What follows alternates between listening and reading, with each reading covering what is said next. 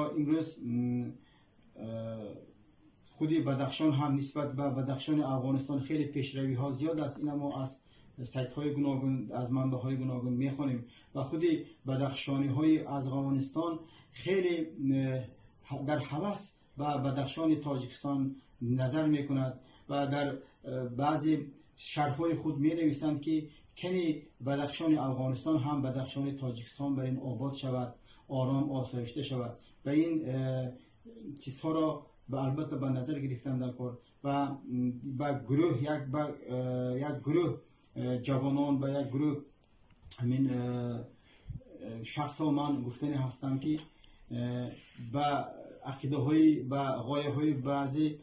شخصان باور نکنید، با آنها جواب درست دهید و آرامی آسایشتگی جمهوری تاجیکستان را نگاه داشتن و حصه خود را گذارید، چون که برای ما و برای مردمان جمهوری تاجیکستان